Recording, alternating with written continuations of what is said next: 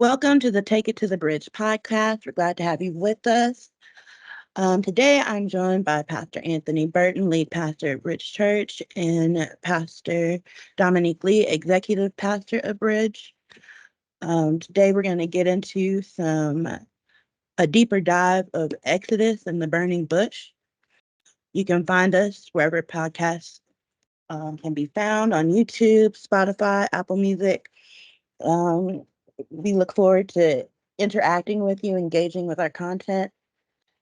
So I'm going to let Dominique take it away. He preached the house down today with a great sermon, God be Godding. And God, yes. What a title. God be Godding.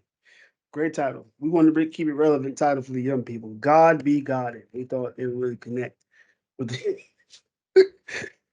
with the young people. Thank you, Treasure High Child. Thank you for being with me, Anthony. Thank you for being with me, Treasure. Yeah, super excited about this podcast conversation. Like we said earlier, if you missed our service this Sunday, you can watch it at bridgeknox.com or find us on YouTube to actually see our Sunday morning services. Also, this podcast is to discuss the calling of Moses. And then also, for those who know what our Blueprint Bible study is, we're going to discuss more about this in our Blueprint Bible study in a couple weeks coming up. And so please join us for that as well, 9 a.m. Bridge Church. But Pastor Anthony, I want to talk about this text a little bit. So this morning, I intentionally um, did not like dive too deeply into some of the deeper, more fine-tuned points of Moses' story.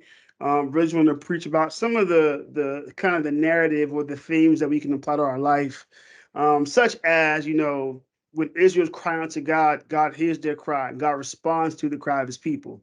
The sermon point was God will never ignore the cry of His people. God will always respond to it. And then we see that God says in Moses, listen, I've heard my people groaning and crying and in anguish, and I've come down to deliver them, right? And so the point was that we ourselves need to remember how to cry out to God in our personal life right here and right now, because God does hear us when we go through pain, go through trouble, go through just life's situations, right? So the Corporate very, life very too.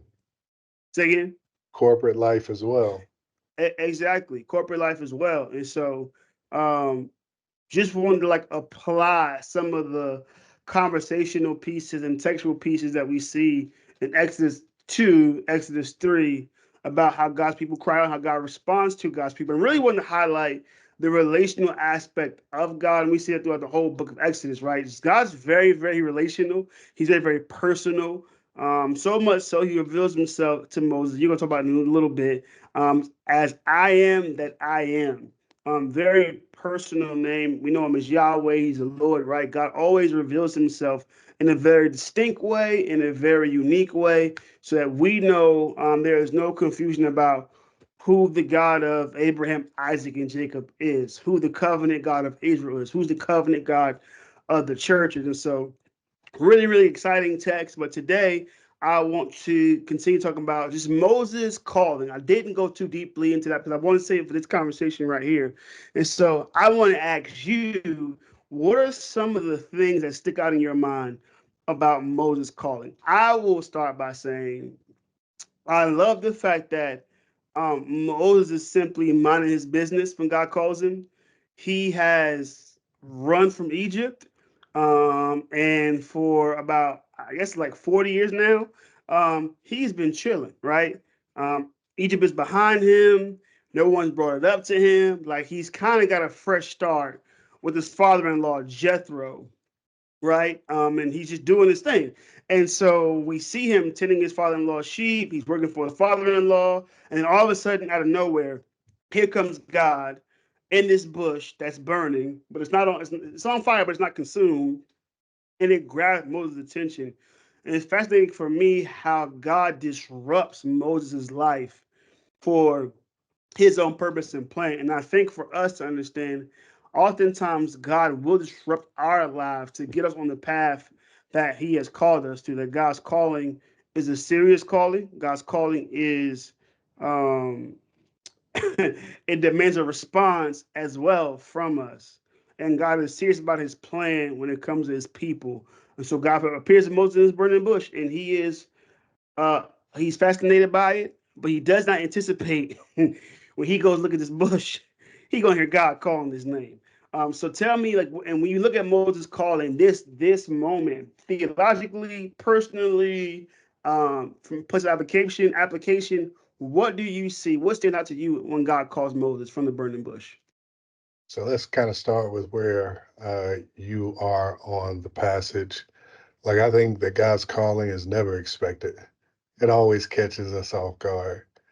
Even if we've asked him for direction, uh, in my experience, never is the direction or the path where you think it's going to like go or take you.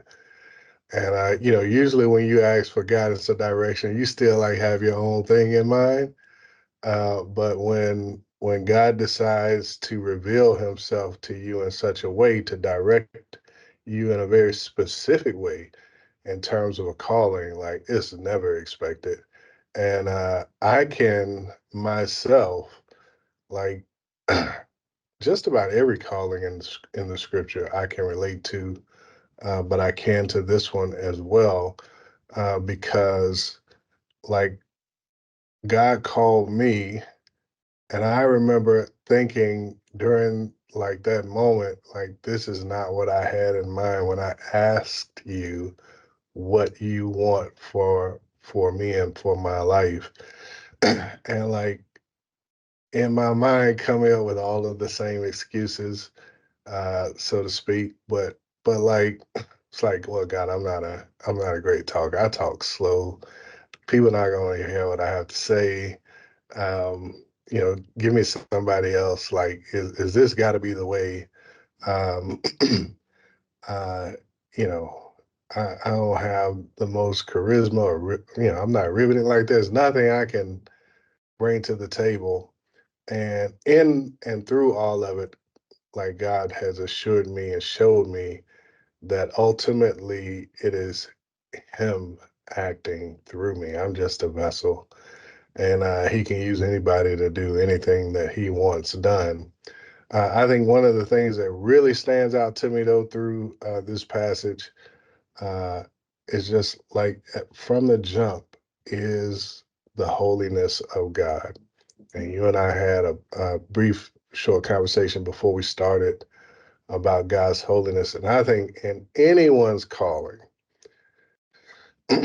Bible times or even today, like you cannot experience the call of God to do specific ministry or mission for God without having to experience the holiness of God. Yeah. Like in that moment, when He calls you and speaks to you, like the moment becomes a very holy moment, and you're very Mm-hmm. aware of His presence, and you're very aware of that it is God who is speaking to you. You brought up the sixth chapter of Isaiah in your message today, and Isaiah is sort of in this in between place of dreaming and vision, and he sees this vision of God on the throne, and when it's all said and done, uh, like it is God's holiness that makes him like feel undone, is what he Mm-hmm. says. And then Mm-hmm. after that feeling, he's like, I don't know, like I I can only imagine thinking like, why am I seeing this? Why am I in this Mm-hmm. place? Like, let me close my eyes and just put my head on the ground. And God cleanses him Mm-hmm. and lets him know, like he gives a measure of his holiness to Isaiah. And then he asks the question, who will go for us? Whom shall we send? Here I am, send me. And like that's his calling in that moment. That passage uh, is Isaiah's calling.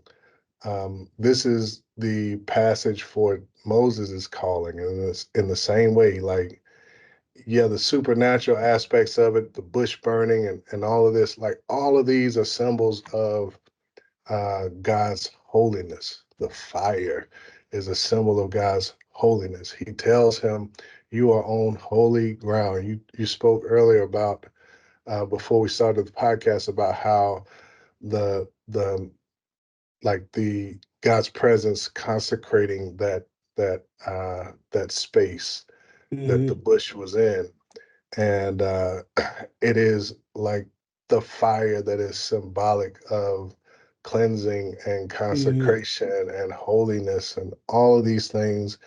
And Moses, when he sees it, and he sees it, he approaches out of curiosity, but when he realizes what he has encountered, like, he's afraid and he wants to look away, right? He doesn't want to Mm-hmm. look he doesn't want to look upon God. He understands what he's sort of gotten himself into uh, at that moment. So that's like the biggest thing that stands out to me in the whole sort of beginning of the burning bush saga. Yeah, and so I'm listening to the Old Testament. I'm listening to the Bible chronologically. I actually have bought a chronological Bible because I'm so fascinated with the chronology of the Bible. And listening to the Old Testament right now in chronological order. And I said it to a group of my friends not too long ago, but like listening to the Old Testament and watching and hearing what God does is very different than reading it. Listening to it is bringing it to life to me in a different way. But you hear the theme of God's holiness throughout the entire Old Testament, throughout obviously the entire New Testament. But the Old Testament for me, it's like it's really interesting to view all of God's actions from His holiness. Like we know that God's holy, He does what's holy. Like you know what I mean, He doesn't do anything wrong. But the idea that the actions of God, like reflect His holiness and are a part of um a response to his holiness was really, really powerful and impactful for me. Like I knew like God's holy, like I knew the theology of it. I could tell you why, when, and how, right? But then to get into God's mind for a minute, right? And this is who He is. He's holy, and so God's removing wickedness from the earth, from His presence, because He's holy. And so it's a beautiful thing to see the holiness of God in action, and it's beautiful to see even the promise of God to create a new heaven, new earth in holiness, in like perfection, as a way of keeping his promise that he will one day rid the world of evil, sin, and death. And the main reason why God's doing that, yes, for the sake of humanity, but also because like he's holy and his dwelling place demands holiness, right? And so it's really, really profound to me, even when he says, you're standing on holy ground. Like the very place he is consecrated. It's holy because he's there. And like you said, when human come into contact with God, when flesh, when sin, when whatever, conviction is going to hit. And you're going to feel a little bit uncomfortable. You know what I mean? Like, like folk, you in church and you preaching and folk just look uncomfortable. And you can just tell it ain't nothing that we got saying. You know what I mean? It's just God convicting them and God dealing with them. You know what I mean? Like you're in the presence of somebody else. I've been in services in college where the glory of God was just thick, man. Like, you know what I mean? And people who were not Christians, like hands lifted, crying, like singing, like you know what I mean, like they in worship, and not like they are in the presence of God. It's like man, God's presence is so transformative, and the human's response to God glory is either adoration or it's fear. You know what I mean? We always respond either in Lord, we love you and adore you, or what Moses does, Isaiah does, right? Like, whoa, whoa, whoa, like I'm unclean.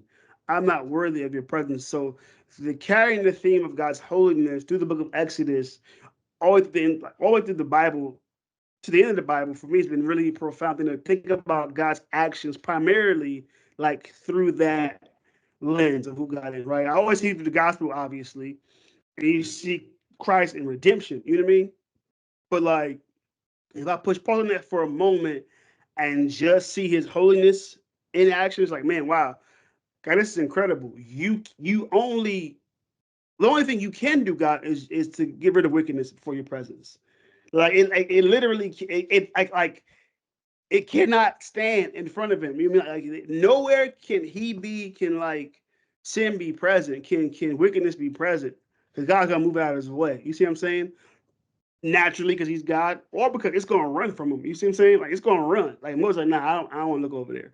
I don't want to deal with none of that that's going on. And so God's profound calling on Moses reveals his holiness, like you said a moment ago. And it's even through that holiness we see God in a few chapters in Exodus. He's going to tear up Egypt because he is defending his people. He's defending his name.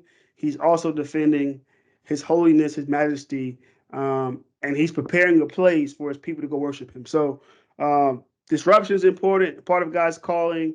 God being holy is part of God's calling. But there's something else that God says and God does in this chapter with Moses. So looking at verse 13 to 14. Yeah, so I think we should define it before we go forward. Like I think a lot of Mm, times we talk about God's love and we mm, try to like see everything through the lenses of his love, mm, which is not like untrue or wrong to do because he is mm, love. But mm. we often forget that he is holy and like it is the number one attributes. It's it's him. Yes. Like it's Yes. him. Like it is Yes. him. Like and that's what kind of hit me. Like read like listen to the Old Testament. Like oh wait a minute. Like I know he's holy and all he is right.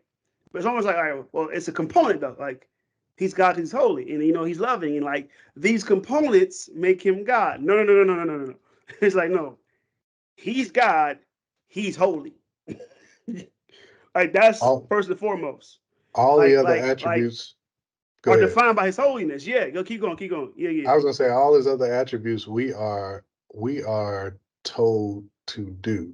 So love and give and whatever else you want to Mm-hmm. say. But with this particular one, we are told to be Mm-hmm. because he is. Yeah. And so Yeah. like holiness, I think it would be good. I want to hear like the Dominique definition. I'll Yeah. give my thoughts about it as well. So when I think about the holiness of God, obviously he's other, he's different, he is completely not human, right? He's so to speak out of this world. Like there are no real human words to describe God except he's God. But when I look at the cross of Christ, I think it's the best picture for me to try to define like God's holiness because in the cross of Christ we see the holiness of God being vindicated in the suffering and punishment of Jesus for the sins, for our sin, right? For the sin of humanity. At the same time, it is that same holiness that moves God to action through love that's redeeming at the same time. And so for me, I think seeing God's holiness, seeing God's separateness is understanding that God in his holiness can completely punish sin and be 100% loving at the same time. Like he is that kind of other being. You see what I'm saying? Like no one else can do that. We cannot hold, we can imagine to a degree, but like we can't inhabit, our essence is not holiness. You see what I'm saying? So our attempt at trying to be, redeeming and justifying and vindicating and loving at the same time are gonna fall short, right? Because we're human, we're broken, we're fallen. But in Him, because of like God is just being God. There is no God is holy, so He punished Jesus, but God is loving, so He saved us. Like there's no compartmentalization of God.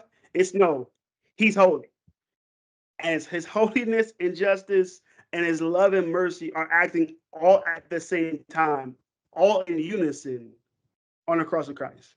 So I think when I try to describe God's holiness, it is that He is someone who holds all tension together perfectly, without shadow of turning, without fault, without error. Um, like he's the only being in the universe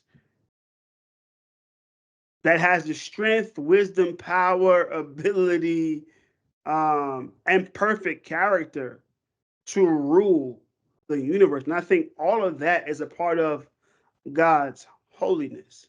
Like it's clear for God to love the world, He gave His only Son. Right? You look further in the Bible, God did not spare His Son. You see what I'm saying? So it's like, okay, but like He loved the world, but He gave His Son. We see it at the same time. You know what I mean? We need a redemption, so He gave us His Son. Redemption from what? The wrath of God. Why? Because He's holy. And so for me, it is His holiness is it's His all. It's the word that describes all of who God is. It's why is God loving? Why does God judge? Why does God do this? Why does God do that? Why does God bless? Why does it rain on the just and the unjust? He's holy. He does no wrong ever. And so it's the picture of perfection that we can't even really fathom because we haven't experienced it in its entirety in our human life. I think when Christ comes and Paul says, we will be as he is, I think in that moment we'll get it. I think we will still be in as in awe and tripped up as we are right now trying to explain this in that moment. But we will clearly be able to see with no blinders on, this is who he is. Like he's radiant, he's glorious, like he's full of light. You know what I mean? He's holy, he's majestic. All those things come together because he's holy, man. So it gets me excited to think about heaven and thinking, seeing God on his throne and being a part of that scene of Revelation where everybody's crying out, angels are crying out, holy, holy, holy, 24/7. And that's even that. Like there are angelic beings who their job is all day long to say, holy, like, that's all they say all day long. Holy, holy, holy. Like they are always affirming and always confessing. This one word sums you up. If there's a word that has to sum him up, I had to worship God in one word. Is that holy, holy? It explains it all. You know what I mean? So I think when we see him and like when we get to heaven in eternity, I think that'll be our cry. It'll be holy, holy, holy. We won't need any other further explanation about it, right? Like we'll see, yes, he's holy, which brings us terror to a degree and fear. At the same time, it brings us freedom because in his holiness, he acts holy and he's God. And so it's even hard sometimes to define it, you know what I mean, in human terms, but I think that it's just he is he's the perfect being. And I think if you're listening to our podcast, you're like, man, well, how do I like try to like really comprehend that? I think the only way you can do that, you got to walk with him. Mhm. You got to pick up the book. You got to walk with him. You know what I mean? Like you have to have a personal relationship with him for this to make sense to you. Because if you don't, we gonna like babbling fools. You know what I mean?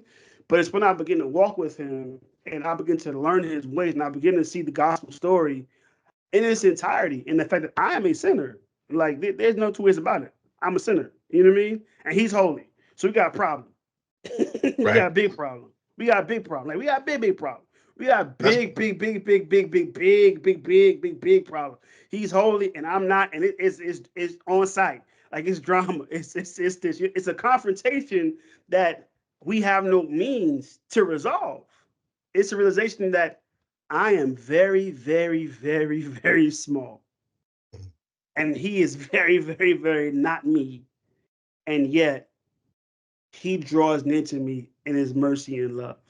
if you are a believer and you have not experienced God's holiness, then it means you have not come to like a real realization about your sin Mm-hmm. and God's perfection. Mm-hmm.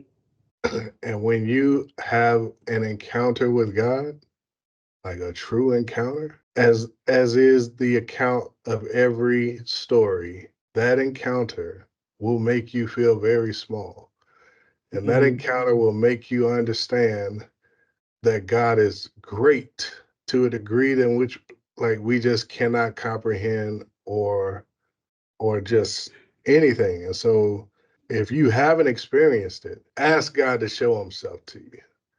Ask him to reveal himself to you in a way for you to like really know him. It's the perfect word. It's not I come to comprehension. It's he reveals it to me. For sure. Because comprehension doesn't go far enough. He has to reveal it to us. You know, if you haven't experienced God, you haven't experienced his holiness, then like ask him to reveal himself. And when he does, like it's a life changing moment. It's a life changing moment. Nothing is ever the Yeah. same. Yeah. Yeah. So this holy God calls Moses to out of this burning bush. And you get down the conversation, God begins to tell Moses, hey man, I heard my cry to my people Israel. I'm going to deliver them. I'm going to send you to Israel, send you to Pharaoh. And Moses basically says like to him, like, this is verse 13, chapter 3 of Exodus. Then Moses said to God, if I come to the people of Israel and ask them and say to them, sorry, the God of your fathers has sent me to you. They ask me, what is his name? What shall I say to them? And God said to Moses, I am that I am. And he said, say to this people of Israel, I am sent me to you. Will you please break down what I am means? What is he saying to Moses? I Okay. know First Jesus of said all, before Abraham was, I I am. am for sure. So he's not saying I was, he's saying I am. But I am has uh, a degree of eternalness to it, right? Because he is before Abraham was. I am like I never stopped. I am. But what? But for this context of this passage, please break down what he is saying to Moses when he says, "I am has sent me to you." All right. So first of all, like what a statement. It's a statement that only God could make. Only God can make. I would never even dare. Like you seen the Avengers when Thanos makes that declaration. Like it's scary even to watch it in a movie scene for someone to blaspheme in that kind of way. Mm-hmm. But like I understand the point that the writers were making in showing like who this guy thought he was, He right? was right. Right. It's incredible to me, even how we depict certain things in movies. How like there's a very very deep longing for that reality. That in Avengers, he snaps his finger, and the next things that we see is him, which is crazy. The new world's created, and he sits down on his front porch, like it is finished almost. You see what I'm saying? It's like it's just a real unique contrast and depiction, I think, of what the human heart and mind really wants, but doesn't know how to say. And so the way we express it is by putting it in things like movies. And we don't even know what we are sometimes depicting or crying out for. All right. It's intriguing, man. Just as a side note, I don't really want to go here, but Thanos is his version of salvation was to sacrifice humanity, whereas Right, God's picture of salvation was to sacrifice himself, right. um, which like gives you insight when you talk about this contrast and insight into God's heart and like what it means to be God is not like what we picture in our flesh, in our natural state for God to be. Mm-hmm. He certainly and truly is other in terms of who he is. And we often like to make God in our own image. as opposed Mm-hmm. to allowing him to remake us into his image. Um, Right. when I consider the I am, so let me get like a little technical with it to start with, just so that our listeners can understand sort of what's Yeah, teach going us, on. Doc. Come on. Break it down. Break it down. So the Bible has the tetragrammaton. I won't go there. So there are four letters uh, that are represented in this name, and those four letters in the Hebrew we transliterate to YHWH. The problem with our knowledge about it is that when the writers were writing the text, they would leave off the vowel points intentionally so. And like later on, they would just say the Lord, right? In terms of translating it. But let's stick with where we are here. They left the vowel points off, and so we don't really know what the name is. We approximate what those vowels might be, and they either lie between the Y and the H and the W and the H, or there's a vowel between each consonant, right? So you get a vowel after the Y, a vowel after the first H, and a vowel after the W. And or there's only two vowels between the first Y and H and the second W and H. And that's important simply because some might say, well, why do some say Yahweh and why do some say Jehovah? And the reason why both exist for two reasons. One, it depends on where the vowel points are, right? Second, if you look at um, if you were to look at the Septuagint, which was and is the first Greek translation of the Old Testament, uh, they they when they transliterated it from Hebrew to Greek, they gave the letters J H V H.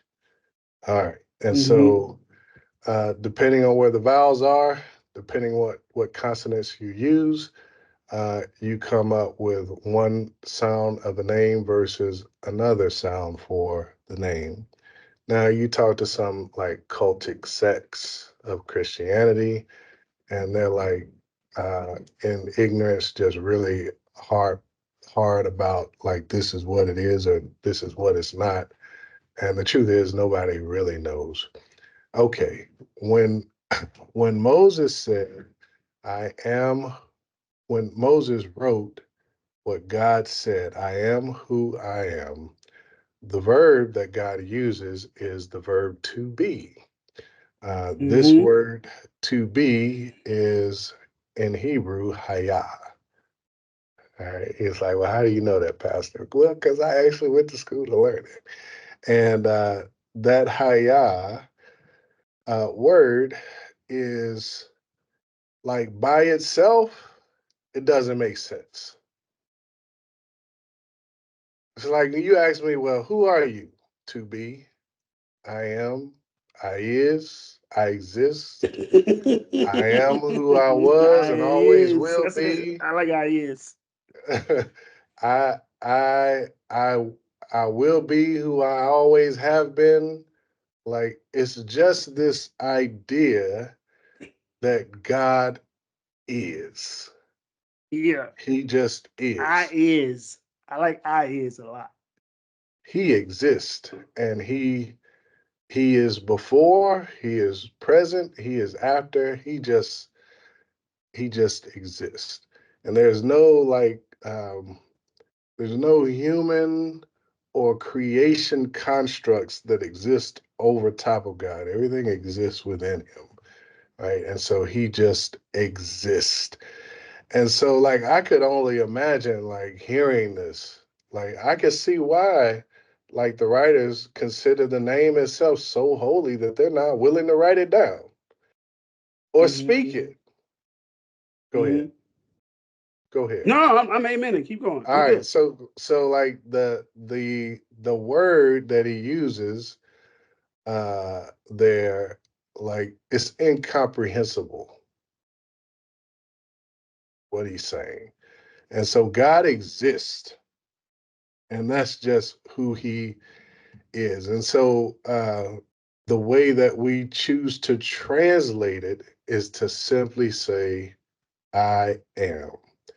And I think even in the translation, you get that this cat's different. Like, he's just very different. Who who says this? Right. I am who I am. The the name is a version of the verb to be, right? And that's how we get the name. So that's sort of the quick and easy sort of technical aspect of who of God's name. Now, when you ask me sort of like deeper, um, like I am like when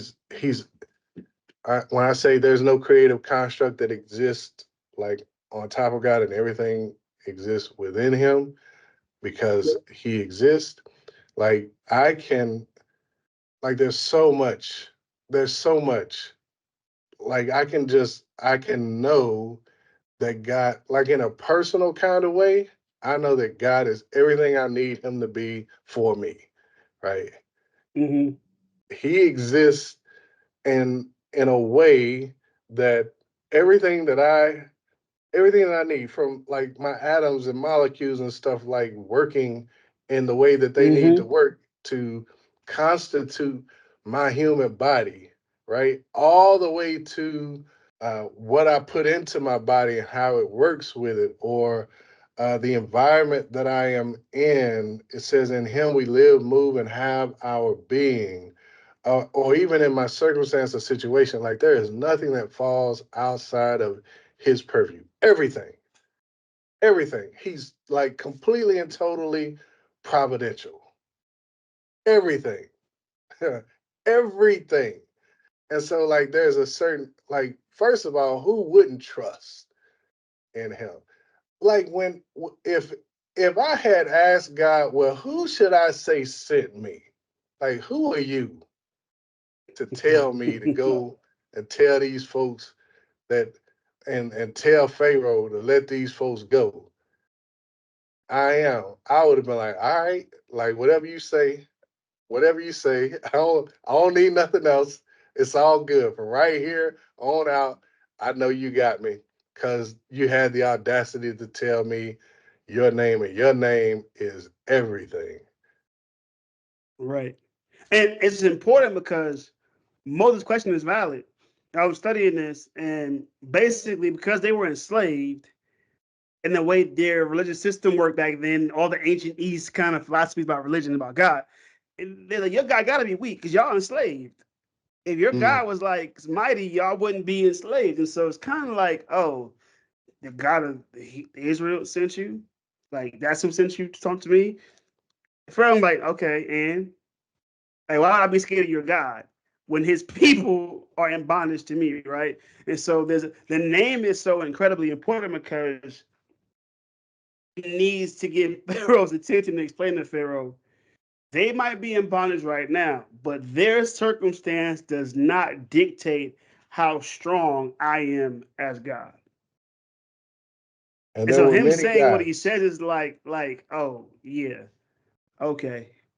There were many gods that the Egyptians would have had in terms of like their understanding, their religious notions.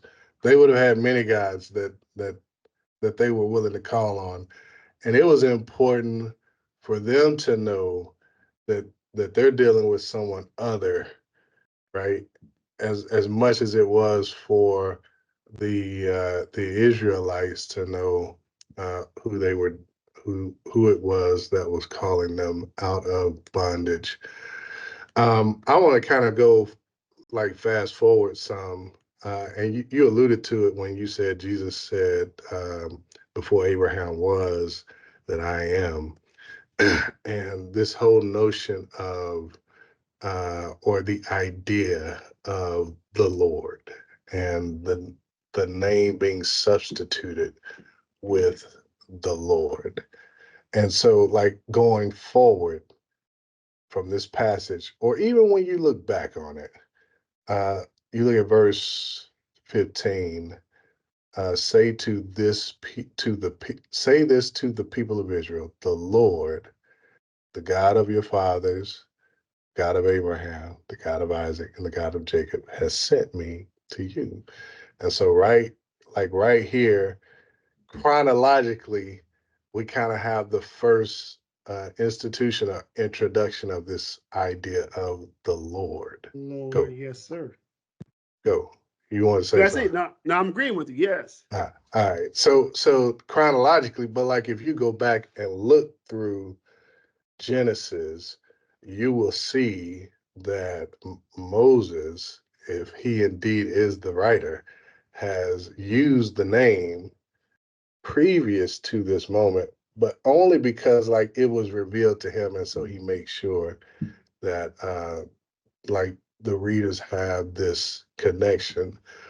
But later in Exodus, like he's like God tells Moses, like I didn't reveal myself to your forefathers as the Lord.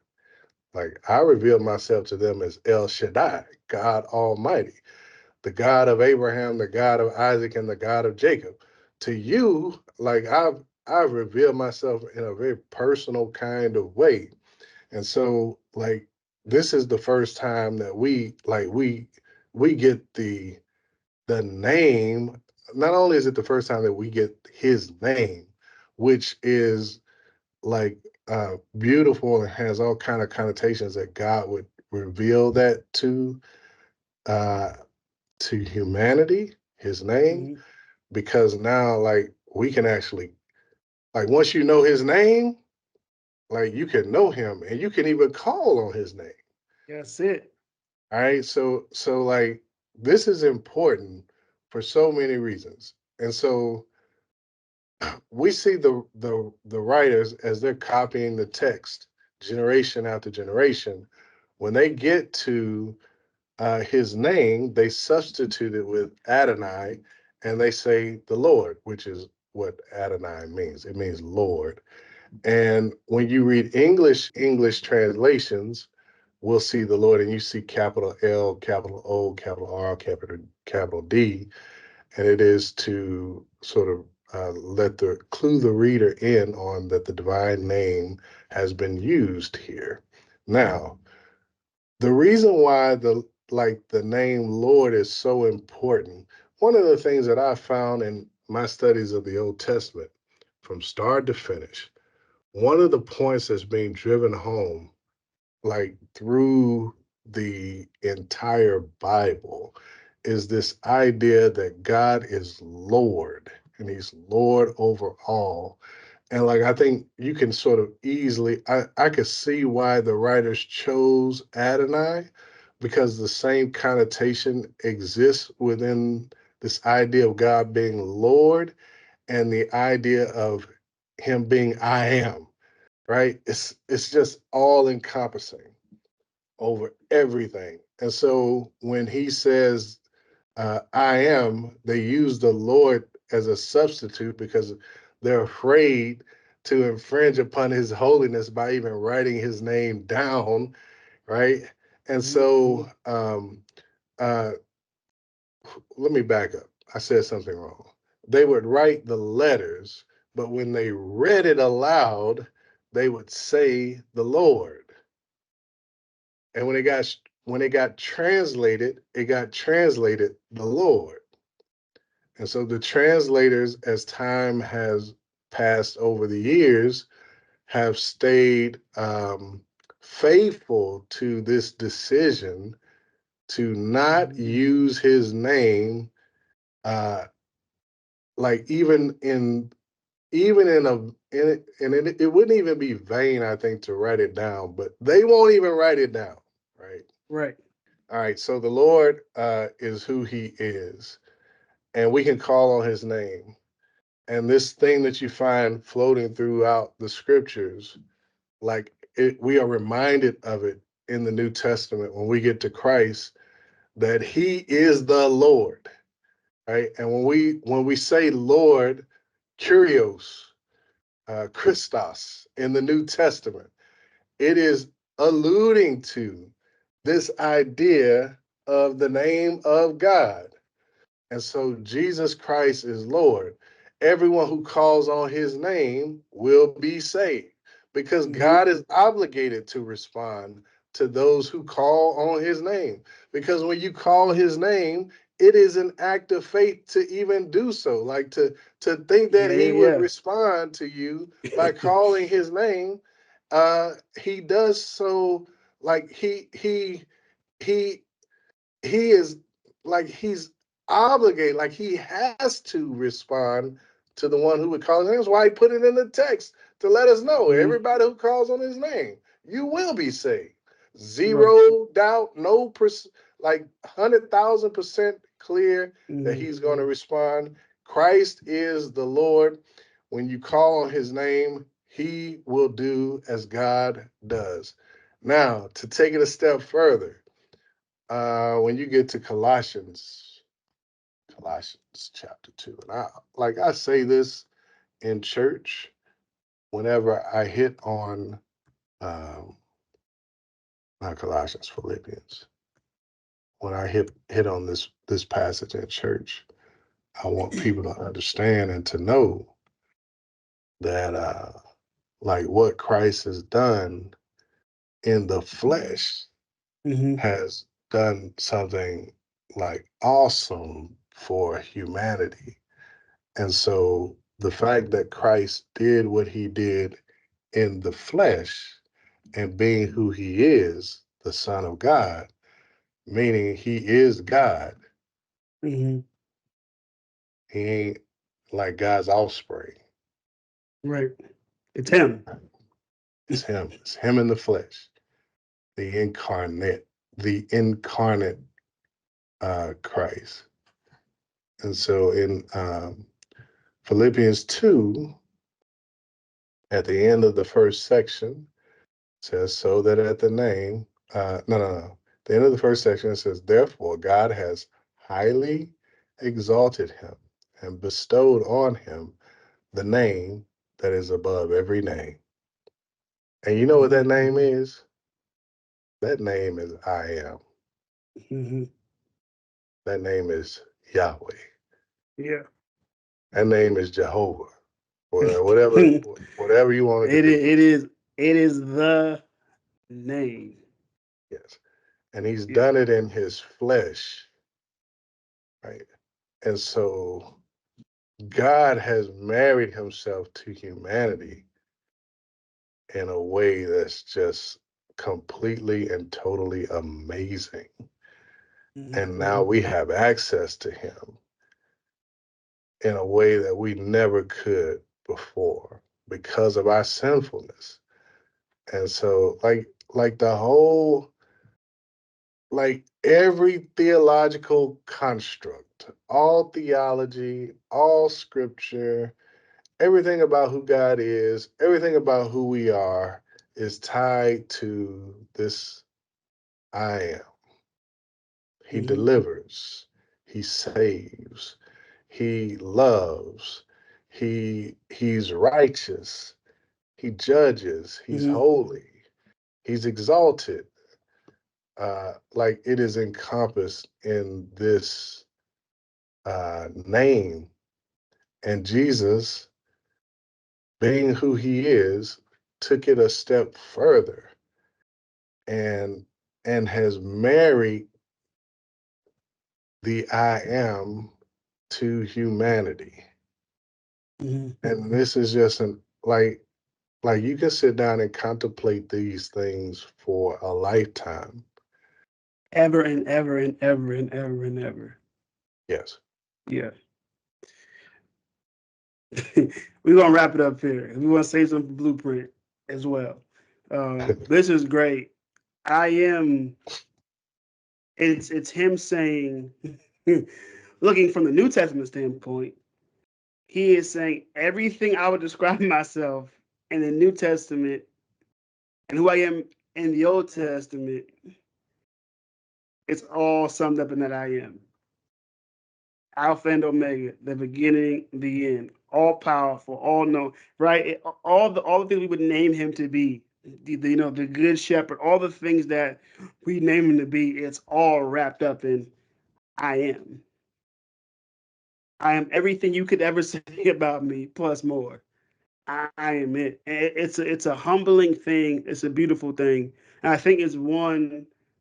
As we come to church as believers, even unbelievers, you're a believer. You come to church, or you're in your car, or wherever, and you saying grace at dinner table. For us to celebrate and always be in awe of the fact that this is who's giving me access to Himself. And if you're an unbeliever, you haven't put your faith in Christ yet.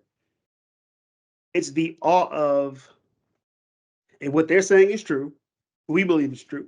Um, we have historical evidence that it's true. What an incredible God He is. And He would go through all those lengths to get to us personally. It's incredible. It's incredible. So it is this passage for me um, that answers the question that people have when they try to make some distinction between the God of the Old Testament and the God of the New Testament, or the God of fire and brimstone and the God of love, right? Mm-hmm. Or the God uh, who like the very the skeptic who takes it to like that very who takes it in the left field, who will say, the God of um, uh, they'll say that he is a God who is uh, I don't even want to use the kind of words that I hear, right? Mm-hmm. When it comes to how God exacts justice in the Old Mm-hmm. Testament, right? When dealing in the context of the nation of Israel. Um, like it's the same God. Mm-hmm. He's the same Mm-hmm. yesterday, today, and forevermore. He is the Mm-hmm. same God. The Mm-hmm. same God that wiped out the Canaanites is the same God that died on the cross. That's it. The That's it. same God who sent the flood is the same God who will send the flood of fire. Mm-hmm. Right? The same God who was um, who used Pharaoh to Mm-hmm. display his power and proclaim his name throughout the earth so that people would know that Israel was coming. Like Right. that same God is the same God who sits on the heavenly throne Mm-hmm. and who we will bask in his glory one day. It gets me emotional. What a privilege. What a hope to look forward to as well. Thank you so much, Pastor, for this time together. It's been great talking about I am. As always, thank you all for joining us on Take It to the Bridge podcast, a ministry of Bridge Church in Knoxville, Tennessee. As always, please like, subscribe, share this. We are on Spotify. We are on Apple Music. We are on Apple Podcasts. We are on YouTube. Wherever you find your podcast, we will be there. Please share this content. Please engage with the content. And we love you. We'll see you very soon. And thank God that we have revelation of His glorious name. God bless you guys. We'll see you soon.